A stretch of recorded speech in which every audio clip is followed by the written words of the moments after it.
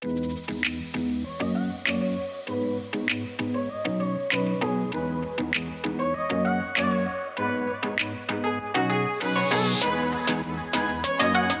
and welcome to Lauren.live, the spirituality, health, and lifestyle podcast. Today is a really exciting episode. I actually have my uncle as a guest, Alfredo Marin-Carle. How are you?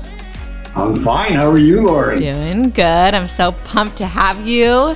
I'm pumped to be here. Yeah, we're Zooming from, of course, Washington, and then you are in Indianapolis area. And and you're in your studio, which we'll take a tour of in a little bit. But today we're going to dive into the amazing world of art and all the mediums that are in that mediums. And then, we're going to talk deeper, though, about how that's really influenced your life in a spiritual way, too. We'll touch on Buddhism and just how you've grown over your life, both personally and then in your career. So we have a lot to touch on. I just want to kind of dive into it. Okay. But just to give a quick background, Alfredo was born in New York, and he lived in Puerto Rico for over a decade. That's where his roots are from. And he has a lot of influence in his family in the art world. His father was a very well-known artist in Puerto Rico, which we'll talk about in a little bit. And as you can see in the background, I mean, he has beautiful, amazing art. And you've been painting for how many years now? Oh, geez. I started when I was about 16 years old. Okay. Wow. Yeah. And I'm 72, so that's a long time. Looking good. Ripe age of 72. So I'm really excited. We'll talk a little bit. He'll give more of an intro, but that's just, he's an amazing artist. He studied art in college, and then he went on to teach at Ball State University, which is in Indiana, graphic design and visual communications. So he has a very well-rounded personal life and career that's based around art. So, I'm really excited to talk with you. We had kind of talked about what we were going to speak about today, and I think it'll be really interesting for people to kind of see how spirituality can be intertwined in the world of art and how that's allowed you to grow in your personal life journey. Absolutely. Yeah, so I'd love for you to tell a little bit more about just growing up and about your dad in Puerto Rico and how you got into art and your experience and just a little bit more about yourself. Oh, wow. So to start, if you want to start at the really, really, really beginning, my father was studying art at the Art Students League in New York City when I was born. I was born in 1949. And he was at the Art Students League, and we lived in a tiny little studio apartment. That was his studio, and it was my mother and myself's apartment at the same time. The story goes that we were so poor that when I was born, can you imagine how poor it could be being the son of a art student at the time? So we were living in this tiny little apartment. And when I came out of my mother, they put me in a drawer from, a chest of drawer. The top drawer, that was my crib. So that's how. Gosh. That was, and which I joke a lot because I think, hey, that's a great idea. I never thought about that. Yeah, the baby starts crying, you just close the door. Oh my gosh. Oh no. Obviously, that's a joke. Yeah, no, I know. Anyway, but really, it was my father's studio. So that's the first thing I saw when I was a little baby until I was, I don't know, a couple of years old when we moved somewhere else. And, my father had all these canvases rolled up, and I could smell the terps from the oil paintings and all that. So it's in my blood, basically. My whole family's artists, as you know. Actually, here, we'll take a little spin here, and that's my father right there painting. Mm-hmm. That's him in front of one of his big murals in Puerto Rico. Anyway. And can you share his name for people so they can look him up? His name is Augusto Marin. Okay. Augusto. Augusto. Yep. Okay. Yeah. Augustus. Yep. Yeah. Augusto Marin, which is another story. Everybody all the boys in my family have that name, Augusto, which is, my father had the typical artist ego of the 50s, 40s, 50s, 60s, and 70s. He was sort of like the Picasso of Puerto Rico. He married 7 times and all that, so he kind of, his mentor, he loved Picasso. He loved Picasso's lifestyle and his art. Even though Picasso was not a very nice person, but in those days, you didn't know, there wasn't the communication or whatever we have now to investigate. Right. And anyway. And how many kids did he have? You should throw that in. It adds to the interest of the story. It is an interesting story. He had 8 children from 5 wives. Yep. He was married 7, but 2 of them didn't have kids. 8 children from 5 wives, and they are all artists. That's amazing. So, my father is the main artist, and then my older brother was a medical illustrator. And let me change the lighting here a little bit better. He was a medical illustrator, and then myself. So I went to Wayne State University in Detroit for my bachelor's, BFA, Bachelor of Fine Arts. And then I went to Notre Dame for my Master of Fine Arts. So then I stayed. I got hired as I was there to teach at Ball State, which I taught for 30 years. I started teaching in the art department, and then I was kind of drafted from the art department to the journalism department because they were starting a new career called visual journalism or graphic journalism, which is when in those days USA Today was the first paper to come out with all the beautiful graphics, and so we wanted to teach that, and they wanted to teach that in the journalism department, but they had nobody who can teach that kind of stuff because nobody was an artist or designer. So they kind of hired me away from the art department. I started a program called Journalism Graphics a long time ago, which became not that but it became the #1 journalism graphics program in the United States. That's awesome. Yeah, our students. Yeah, I remember once at a convention at the news design convention, the first thing the keynote speaker said in those days, he said, "Everybody calm down. There's not enough Ball State students to go around," right? Because everybody was hiring our students because they were so, in tune with what was happening in terms of visual communication. Anyway, Ball State.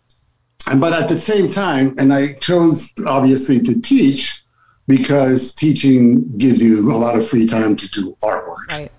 Instead of going to New York City and starving for years before anybody recognizes you. And, kind of that to me was more an ego trip than anything else. I just love what I've been doing for all these years. And now, when I retired, I'm focusing completely as a full-time artist. Yeah. And so on and so forth. Anyway. But you've also throughout, because I know you, I'm throwing this in, throughout your whole teaching career, you have always been very active painting. You've always had a home studio. You've sold art. You've had showcases. You've always spent a lot of time. I'm in private collections. I'm in public collections too. I have a piece in a museum in Canada. So I've been very prolific. Wow. And it's been, teaching. I love teaching, and as a student, but teaching was always kind of not my first love. Let's put it that way. Sure. Art has always been my first love, and now I can do it full time. Yeah, that's really neat. And we have some of your art in our baby's room. We have your Angel series. And I did that. That whole series was for any baby that came into the world got an angel. Yeah, I love it. We'll show a picture of that on here. Sure.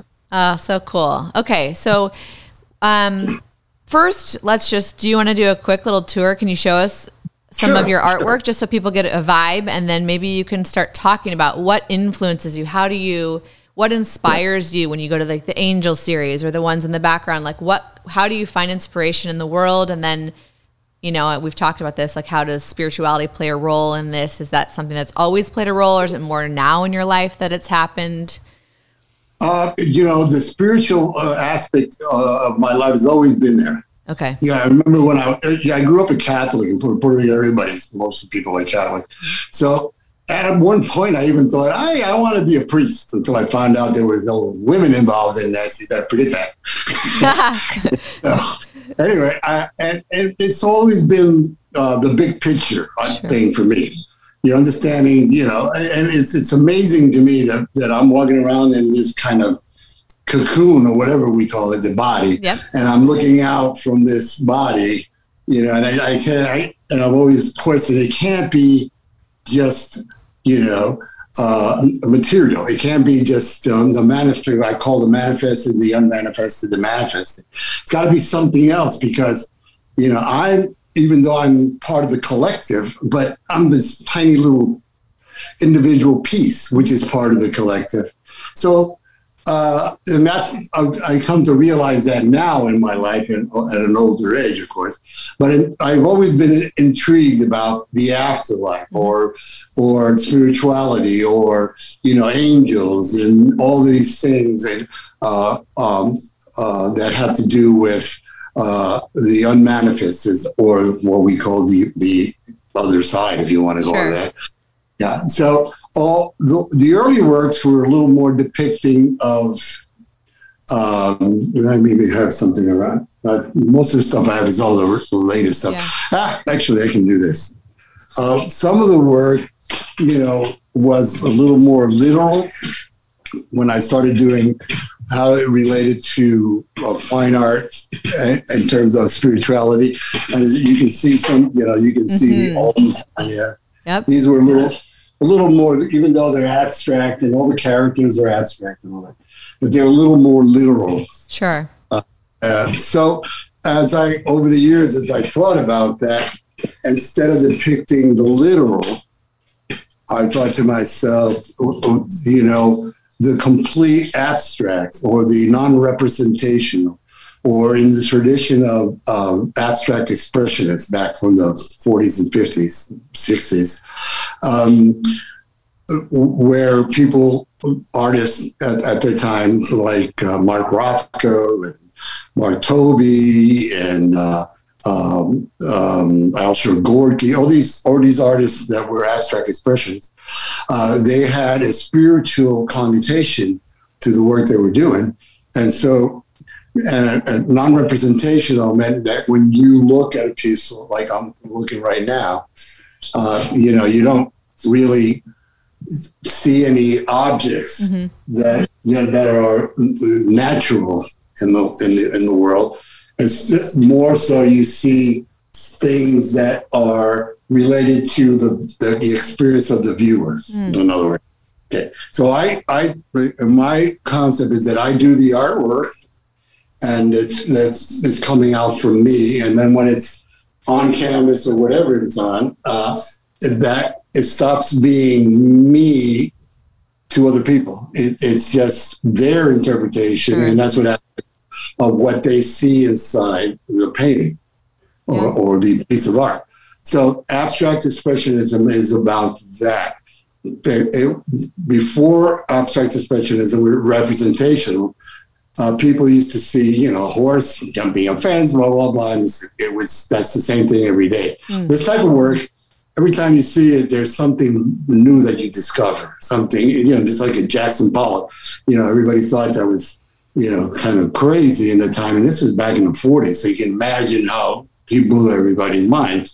Right. But with Jackson Pollock, the more you look at it, it changes every day. This type of work changes in the sense that you bring to it your own personal experience. And that's what this is all about.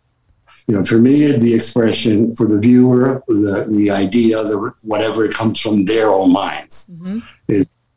Anyway, I have a quick interpretation since we're talking about it. Yeah. I believe too, of course, there's more than just this physical 3D experience. Yeah.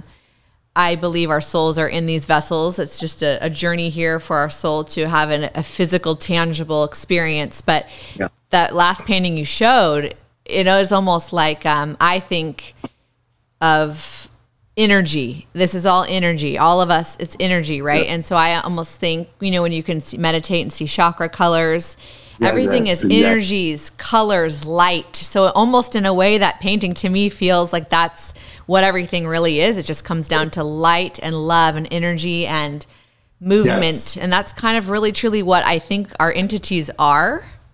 Yes, they are. Yeah. Everything is that.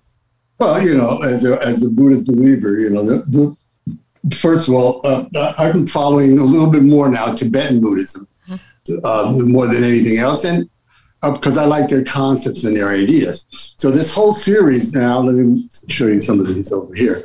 The whole series is about, in Tibetan Buddhism, they believe, I don't know if you read but in Tibetan Buddhism, they believe in, there you go. That's cool. Yeah, they believe in, maybe I can a little more. Yeah. They believe in life after death. In other words, they believe in reincarnation. Mm-hmm. And actually, it's more like rebirth. Yeah. And the idea of rebirth, there's a stage between when you die and when you are born again, if you want to call it that, or rebirth. And it's called the Bardo Tordo. Bardo Tordo meaning the in-between, the between. If you go to see my work, some of them is called Between. Okay. And then these are the whole series called the Visions, and the visions of the in-between, or the between, the visions of the Bardo. Okay. So there are different stages you go through according to Tibetan Buddhism before you're reborn. And these depict visions of those stages. Interesting. So this would be like a real life example of an inspiration for this series of your artwork. That's exactly what it is. That's really cool. The bardos, the in between, the space or the whatever you want to call it between your death and your rebirth. Sure. Yeah. Wow. Oops, sorry. All your supplies and oh my gosh, what a cool studio. Yeah, it is. You got the whole basement. Everything in here has to do with fine art. I love it. Okay, yeah. So I wanted to go back really quick too. I think this is a really interesting concept, and I know a lot of people that are working on their spiritual journey are kind of faced with this struggle of organized religion and then kind of making it your own and just becoming spiritual. So can you talk about, obviously, Puerto Rican culture, Hispanic culture, like you said, it's very common to be raised Catholic. So you were raised Catholic, but how did you kind of, I don't know, I want to say break free from that, but what changed where you were I don't really necessarily need that structure, but I'm just more curious of a bigger picture versus an organized, detailed way of things? Well, I came to realize in my life that spirituality had nothing to do with organizations and money and, and cathedrals and relics and that kind of stuff. It's, and we know, well, at least I know in my heart that everything that exists in the universe or whatever is there from a different perspective than we are. And then we attach meaning to everything because of our own minds, and everything that we write and see and create comes from the human mind and nowhere else. Okay. That's, in terms of us. Yes. The unmanifested exists without us or with us or whatever. Sure. Everything, every value and every idea that we think we give to all these spiritual things just comes from the human mind. Sure. Okay. So for me, when I started reading about Buddhism and that kind of stuff, maybe 30 years ago, 25 years ago, when I started really being interested in it, I've started to understand that the Buddha, was the first kind of psychiatrist, or whatever you want to call it. Because he's freaking, even though he lived in this old, 2,600 years ago, he lived in a world that there was no science, The word science, it didn't exist. Science didn't exist. It was all, material and spiritual, nothing else. Yeah. And he was the first one to understand, wait a minute, how the mind works. You know, your mind, you know, there's two types of suffering, as Buddha tells us. There's physical suffering, and then there's mental suffering. Because all the suffering that we have that are non-physical are created by our own mind. Yep, I agree with that.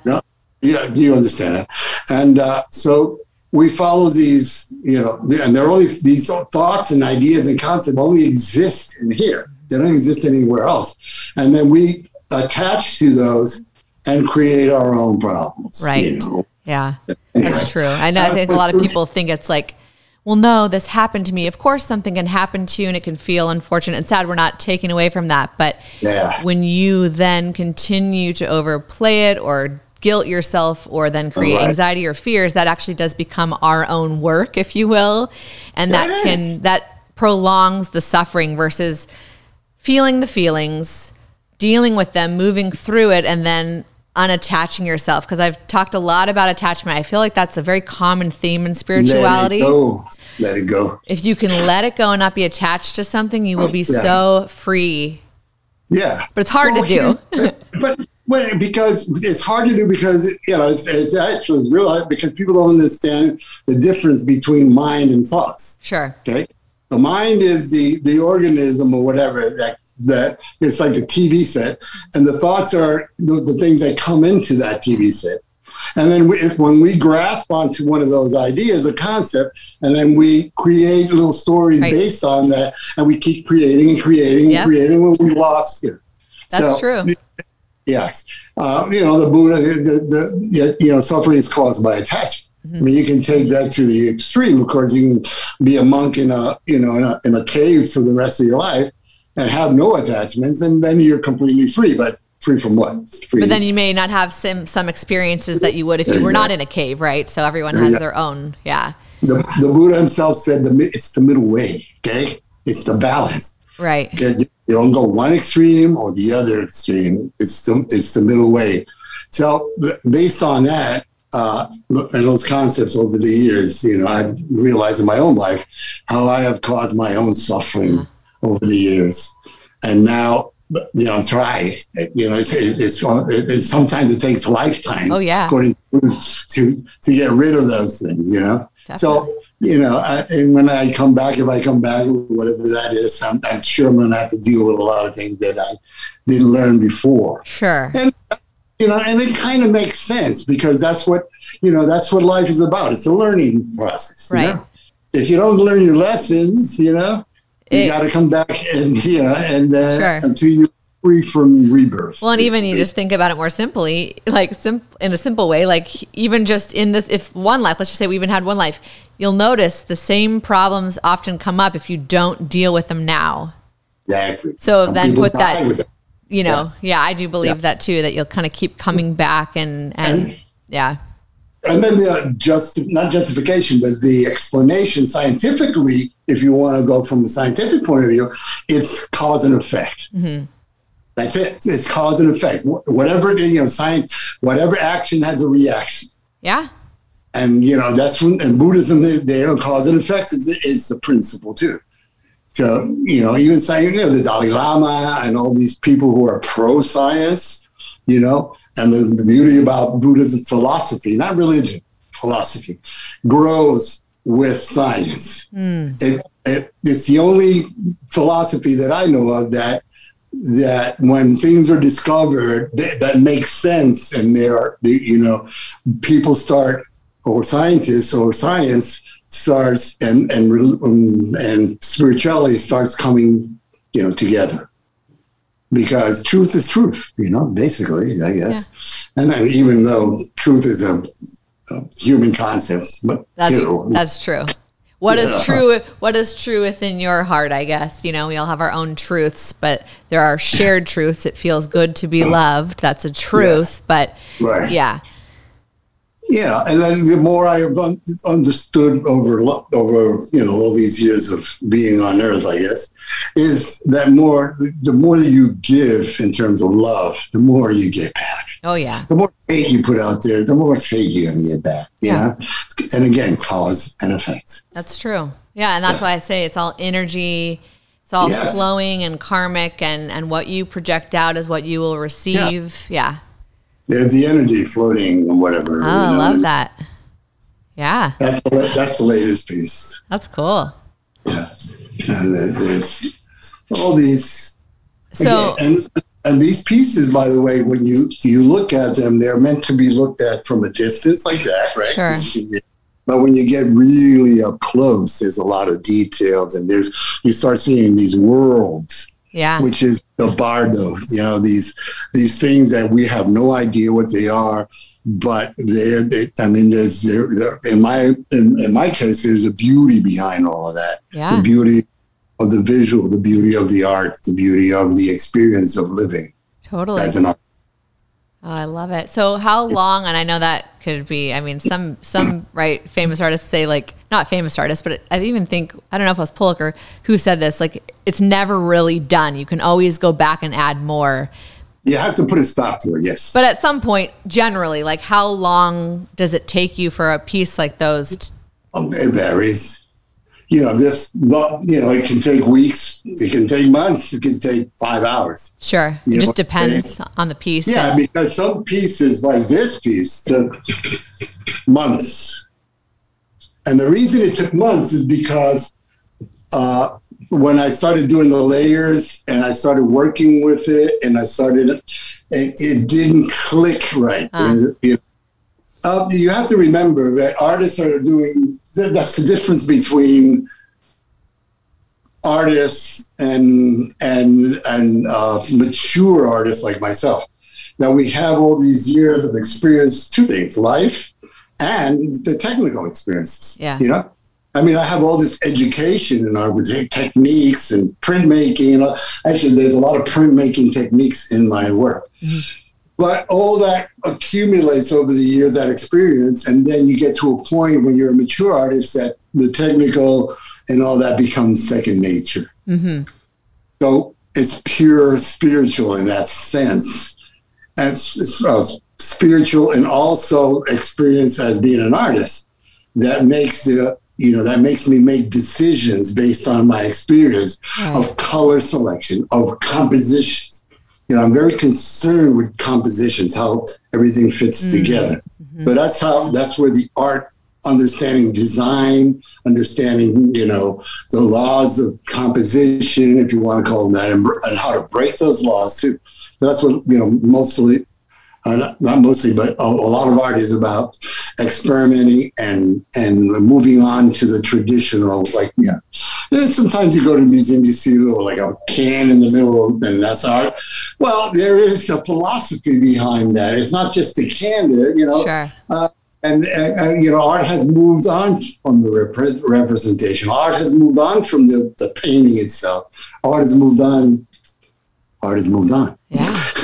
Well, that's really amazing. So you just kind of have inspiration sometimes where you'll just sit there and start, and then it could completely change. There's no rules necessarily, right? You just kind of... Well, the rules exist, so to speak, in my mind from years of experience. Yeah. Because when you see something, I look at something, I know that's out of balance in my mind. Yeah. I need something to correct the balance. I'm going to put something over here or over there to counteract the weight of this image or the weight of this figure here with, in the whole piece. Sure. So those are judgments made by the experience. So I haven't been an artist for, a long time. Right. Yeah. But then you also have so much freedom and just go and it just becomes its own thing. And yeah. Well, it does. And, which is great because as soon as I'm done with it, then it becomes part of the universe or the world or the people who are viewing it, and that's to me the purpose of my life, basically, what I'm doing now. Yeah, you're sharing beauty, you're sharing inspiration and interpretation and energy, and it's interesting because it is a physical piece, but then it can be so much more than that, right? Like the absolutely. Experience of it. Again, here comes the merging of the manifested, the material, and the unmanifested. Yep. Because both things are working in me to create this. Yeah. And that's why I think it's so cool to be here on Earth. Why I talked about in another episode about being incarnated here. It's such a unique experience. Yeah. We are physically here, and there are things like art to be temporarily, you don't have to be attached to it, but you can enjoy it. You can have it in your home. You can things, but don't become obsessed or too attached. But it's part of our experience here. And how cool is that we get to experience that? Yes. I always, Ricky Gervais, he's an atheist and he doesn't believe in anything. But there's one thing he said that really blew my mind, which is the fact that, being an atheist is, this is a gift like nothing ever. Yeah. Enjoy this gift of being a human being on and Earth. Understanding or trying to understand what being a human being is in all of this, in all this majestic, such a cool experience. I know. Yeah, it is. So, and as you go through life, everything has its values and the moment that you are in your life. And we just went to one of Pat's high school reunions, and I've never seen so many gray hairs in my life, but that's actually not because she's my wife, but she was the most beautiful woman in that place. I tell you. Anyway, we have good genetics in our family. I know. You're great. And your mother's going to do the same thing. Yeah, they do age very well on that side. Yeah. Just to give context, Alfredo is my uncle through marriage. So it's my aunt is my mom's sister. And then we got the wild Puerto Rican Tio, uncle. Yeah. Tio Freddy. Yeah. That's what they call, my family called him Tio Freddy. Tio Freddy. Yeah. So when you're painting, what do you think about? I mean, I know you probably think about everything, but do you really get into a zone? And is it a spiritual experience at times? And can you talk about what does it feel like for you inside? Think of a jazz musician. Okay, this is it's a metaphor that works perfect. Jazz musicians, like artists, visual artists like myself, have years and years of training on their instrument. Mm-hmm. This is my training on their instrument, and they're doing their scales and they're doing their this, and they really understand their instrument, or the instrument depends on how, whatever they do. And then eventually the instrument becomes second nature. Mm-hmm. Okay. So like a jazz musician, when I'm doing this work, it's called improvisation. Right. And jazz improvisation is not, the jazz improvisation has the structure of the experience of their instrument and the knowledge of the music, but then they let that go and this kind of the spirit takes over. Right. Same thing here. Okay. So when I'm doing this work, it gets to a point where it's all improvisation, it's spiritual or physical or whatever improvisation. However, and like jazz musicians, they're playing and they know that note that they just hit was right on. Yeah. Because they don't even have to think about that. Right. And same here, when I put a color down, I might say to myself, maybe I can change that color a little bit because I have that, which jazz musicians, when they're actually playing, don't have that. And some of them do at the beginning, go, whatever. but visual art is different because it's not sound, it's visual. Mm-hmm. So I can actually see the mistake I have made or the direction that I'm going in that I want to change. Mm-hmm. And jazz musicians do the same thing. They might want to change directions too and scales or whatever. Oh. Improvisation would be the best description of that. Yeah. And then talk about just some of the cool things that you think about. I mean, of course, you probably think about everything. Like I said, I mean, what are we going to have for dinner tonight? But have you had some really deep, sacred moments in your life when you've painted some pieces where it's felt very emotional to you, or you think about your dad, or I guess talk about some of the deeper things that you reflect on? Well, when I'm doing this work, usually after, because again, I'm in the zone, and it's, they call it, there's a whole book, being in the flow. Yeah. Flow. That's when jazz musicians get in the flow and what. So when I'm in that flow, you're really not thinking about anything particular. Okay. You're just doing. You're in the moment.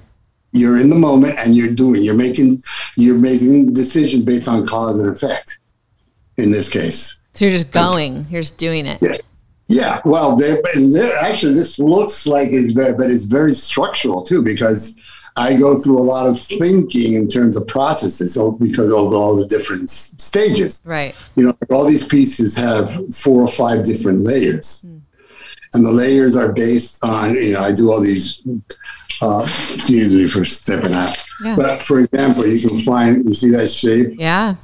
That's in there somewhere. Okay. I cut out on paper, and then I use these as stencils. Yeah. And then I paint all around it. Then I pull the stencil, and it reveals the other layer. Wow. So I keep doing and doing and doing. Yep. So if you can see that in leaves in that painting. Oh, yeah. So the first layer was that white layer you see there, which with all the texture on it. And then after all that's done, I sand it. I mean, it's physical. I use a orbital sander to sand everything down to make it out of it. Can you get closer and show the details too of that black and white it looks like or something? Yeah. Oh, yeah. See, that's the thing is that people weren't seeing. Look at all that detail in there. There's a lot of dentists in our family. Yeah. All of them see teeth. Oh, wow. That's really cool. And then over here, they say, oh, that's the what do you call it? The X-ray. Yeah. The X-ray density. But, and these are things that people have to see themselves. And then I go, oh, wow, I didn't see that. But, sure. But it's a different perspective. Right. So, yeah, on my website, I have close-up pictures of details so you can see that too. And a lot of the things that I do here too, there's paintings within paintings, I call that, because if you get really close, there are smaller areas of compositions that they complete a painting themselves. Sure. So what I'm trying to do now is take those sections and then digitize those. And then make limited edition series of those digitized. Yeah, that's a good point too, because you have digital work too that you've done. Yes. Yeah. I've been working with computers. I love the series you have of people's faces. Ah, yes. Those are cool. We'll have to. Do you have any in your studio? Oh yeah. Let's go. Show that, because some people like different styles of art too, and that's a completely different. Well, here's a self-portrait. Wow. Maybe I should take this off of here and manually walk around. All right. As you can see, we are doing a impromptu, yes, casual. I love this. Okay. Wow. Is that like a mask? That's a self-portrait. Wow. So that's a combination of photography and painting. Okay. So you overlay the photo and then you paint. Yes. That's cool. And then in here is a series that you were talking about. Yes, I love those. I think those are there's so much emotion. Oh God, yes. Oh my gosh, I love that series. On the website too, so you can see those. Yeah, we'll share your website. We'll put some images. That's anyway. Cool. This is my little storage room with all art from over the years. Wow, how cool. I'll be heading to Indiana actually this summer, so I'm excited to see this in person. Oh yeah, you will. And that's so cool. And it's a lot different to look at art in person than it is through any other medium. Very of course. Special in person. Yeah. Wow. Well, what else do you want to share? I mean, what are some of the things that spiritually, that you've really, I guess, just what has inspired you? What would you want to share with someone who's going through their own journey and maybe they're questioning things, or what has brought you comfort and what do you think is after this? I mean, anything that you want to share. Well, for me, when we buried my father, we buried him with paintbrushes in his hands. Aw, that's cool. And basically, I don't know if it's a paintbrush, but what it really means is that I want to do this till I can't do it anymore. Yeah. And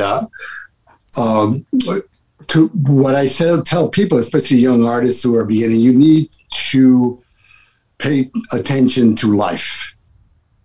Okay? Because art comes from life and your observation and your interpretation of life. Okay? It's the technical and all that's BS. Art has to have, in my opinion, has to have some kind of meaning. It has to have some kind of, it has to tell something without, in my case, without telling it, because what it's telling is what people see. Right. But to achieve, and there are all kinds of different concepts, whether people do portraits or do landscapes, and even those people who do that kind of work, it's fine. There's nothing wrong with that if that's your passion and your love. Right. You have to follow your passion and your love for what you do, and love yourself, of course. Yeah. If you don't love yourself, you're not going to do anything. It's going to be a horrible life. And you can't love others if you don't truly love yourself. Yeah. Exactly. Well, yeah, absolutely. Yeah. So anyway, that's the kind of thing I would say to up and coming artists. And there is no free lunch. There is no shortcut. Yeah. Because a lot of people discover a formula. And they get trapped in a formula because it sells well, or because it looks good, or for whatever reason. And then they stop their discovery and keep making the same thing. And obviously what they're following is another thing. It's ego. Sure. They're following, success. Or whatever. I don't even like to say his name, but Thomas Kincaid is an example of that. And that's a whole different story, because he had an art factory, basically. He didn't even paint anything. He had an art factory. He had ideas constantly, and everybody else painted for him, and he would sign it and make money. Interesting. The painter of light, which to me, the painter of darkness, because the whole concept is so horribly dark. Yeah. Art for money. Yeah. Yeah. Art is for life, not for money. And to be humble and put the good energy into it. And if it takes off, then it takes off, but not to make it, Yeah, right. Money. Yeah, that's why I pursued teaching, because, let me turn that off, Stevie. That's okay. Turn that off, sorry. Anyway, I'm taking drops from a cataract, so that can wait. So there'll be a lot of editing here, I hope. Or we'll keep it in because it's kind of entertaining. Yeah, it is. This is part of you are the passionate, charismatic artist. Exactly. I have to agree, because it's something nice you're saying about me. Yeah. No, and again, I'll show you some of the spiritual stuff. Yeah. Because I have. This is my little meditation area. And that was Buddha. a gift I got. You see that little cat thing? Yeah. I don't know what you're seeing there. Yeah, I can see it. Yep. Yeah, a friend of mine gave me that. But, I have all my stuff that I believe in. There's a little Jesus there too, just in case. Sure. Throw it in there. Yeah. Yeah. Hey, everyone has different ways to get to probably the same place. So if that's if the Jesus place you're getting to, or Buddha, but as long as it's based out of love and kindness and forgiveness and compassion, that's it. I think we're all going to meet at the same place. That's the beautiful thing. Yeah. Yeah. It's, it's important. It's important as a human being to, and I can be very pessimistic too, talking about, because the more things happen on this earth, and the more I, look at it from a distance, or look at it from this huge perspective, human beings almost look like a freaking parasite on this earth. Yeah. And we consume everything, we eat everything, we kill each other, we destroy each other, and that's what we're trying. That's the evolution of man, to try to avoid that. Yes. Our own extinction. And our extinction comes the way we're treating our Earth, you know, it's not, the Earth is going to be here for 13 billion years, okay? That's the lifespan of our Earth, unless something hits it and blows it away. But for 13 billion years, what are we on this planet? Well, a little parasite. Yeah. If you want to think about it. We're trying to love. We're trying. Oh, no. That happens. Yeah. That happens. You know, that is, you know, and that's the spiritual, whatever part. But I'm talking about the physical part. Right. You know, we're destroying our own environment. Sure. And up to 100, 200, 300, a million years from now, the Earth is not going to give a damn who was here or who wasn't here. And whatever damage we did, it's going to recycle it and convert it into, you know, and we're the ones who are suffering our own cause and effect, our own dismay. Right. Well, and that's the collective, probably the collective, what's the right word I'm trying to, when you learn something, experience, you know, we're the lesson. It's a collective lesson. We have to consume and survive, but we're also doing a lot of damage, but maybe that's part of this collective experience. Well, the damage is done by ignorance. Yeah. Okay, that's it.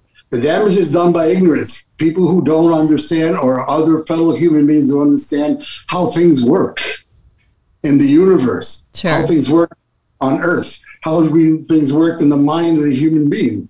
You know, that is the problem. Yeah. And convenience, I do believe we've strayed very far from our roots that I've talked about this before, born outside. We found our own food. I mean, we've moved so far away from our natural state of how we started. Yes. But then we've also, you know, created amazing technologies. There's good and bad. I don't want to say it's good and bad. It's just part of our evolutionary. The middle way, the balance. But we need balance. Have all these great things and all the technology, and at the same time have love and kindness and compassion for all living things, all sentient. It is possible.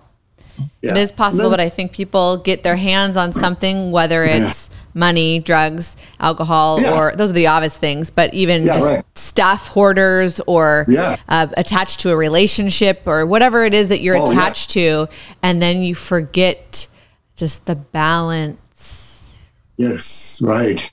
We can have these things and enjoy, but don't go overboard with them. Yes, everything in moderation, my mother always said. Yes. Everything in moderation.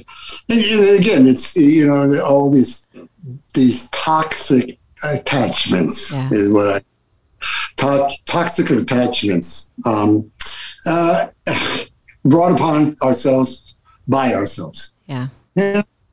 As soon as people start realizing that, you can live a life that is rewarding, and you can live a life that not only is good for you, but is good for everything that surrounds you. And if everybody did that, hey, it would be a different world. Yeah. But I think we're getting there little by little. You know, we go and we come. You know, we go and we. You know, I think you know, we're moving sort of in the right direction. I do. I think so. And there's a collective consciousness, you know, among human beings that because of technology, everybody's starting to understand what's really matters, what's really valuable, what's really important, you know. Well, even you and I here talking about this subject, talking about consciousness, not attachment, that in itself, more people will hear this and spread it. Hopefully you guys will spread this and share this video. That's the whole point, is to spread love and positivity. But even the fact that we're having this conversation, it's going to go on YouTube and all the Apple podcast, that in itself is a part of the awakening, part of our growing. So there is a lot happening with our collective, although there's the muddy parasitic stuff, but I do believe that we are starting to become a little bit more aware. The society is starting to wake up to things, and it you know, that's the whole point of why I started this podcast. And the idea is because, again, you can see the contrast. People can start looking, wow, if I do this, and we've been doing this for years, look how bad things turned out. Right. Or some people are just stubborn and don't want to see it, but that's, you know, those are exceptions, I think. And some people are so attached to what they, you know, like my brother, okay, as an example, you know, I tell everybody, and another recommendation for artists to me is to travel. do a lot of traveling. Yeah. And anybody do a lot of traveling. So you can see how much we have in common as human beings. We are all the same. We all want the same. We want love. We want children. We want happiness, you know? Yeah. And the problem, and that's one of the things I have against religions, is that totalitarian way of thinking. Yeah. You know, that this is the way, my way or the highway. If you don't do this, you're going to go to hell and burn. If you don't do this, we're going to chop your head off. Such a limited way of thinking. Absolutely. Yeah. You know, so again, like you said, these things that we're doing now are things, hopefully, that will help in the enlightenment. Yeah. I think we're in it. It's just, it takes a while. So there's still a lot that we're clearing out. Oh God! But it's not going to happen in our lifetime. Oh yeah, sure. But it's part of the universe. We're here. We're moving around and we're trying to figure it out. But I think there's a lot of good stuff happening too. And yes, and that's what all the artwork is about. It's sort of that people to bring people to understand, that there's not just what you think, but what you see, and if you let go of your thoughts, then you can see even more. Right. Because once you let go of the thoughts, or trying to nail everything down with a description, with a word, instead of letting it feel. That's why music, to me, is the number one art form. Yeah, it is amazing. Yeah. Because especially classical music and jazz and all that kind of stuff, some of the contemporary music is more about rhythm and stories. The words, the lyrics, yeah. Lyrics and about love and about this, but when you listen to jazz and classical music, you can really feel the spiritual. That's true. And music is the only thing that, one of the few arts for me that can bring me to tears. Yeah. Now, tears from a classical music is different than tears from, listening to some contemporary artists singing about their lost love. Right. And people relate to that because they have lost love too. And that's why these people are so, popular or whatever. Right. But it's a lot to letting go and being in jazz and in classical music. If you let go, you really feel the spirit. And you're in the moment, and it's just the beauty, and you're appreciating. I think about that a lot too. You could do it with art or music. Yeah. Someone created this. How cool is that? Like, humans, we are really cool. Like, whoa, we do some amazing things, like the talent and the expression. It's very touching.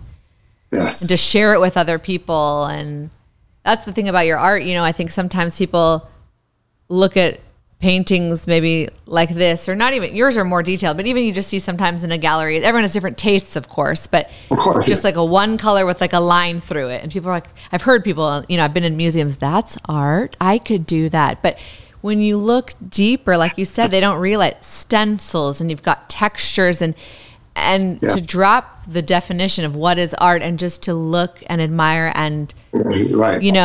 I don't know, it tells a story. It's really neat to... Or even if it doesn't tell a story, it inspires you visually. Yes. Of things that have nothing to do with stories in your mind. Yeah, that's true. Yeah. And they're like paintings like Mark Rothko, these people that did layers and layers and layers of color. And then when you first saw it, it looked black. You're like, okay, yeah.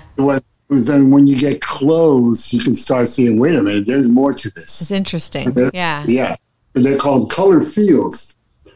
Look at the universes that are in there and kind of. See, I thought that too. And I was looking at some of them, I can almost see like a galaxy or stars or something. It looked very universal. That is cool. Yeah. And this one also has, all of these have the same feel, but that's... Ooh, I like that one. The color. Well, now you can see the universes and whatever you want to see. Planets and like, oh yeah, I like that one. That's cool. That one's nice. I like the colors on that.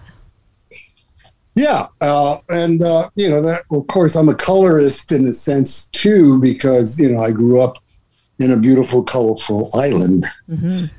I had this, when I was in college, I had this one teacher tell me that my colors were boring. Wow. And because I had a lot of primary colors with, and he was there.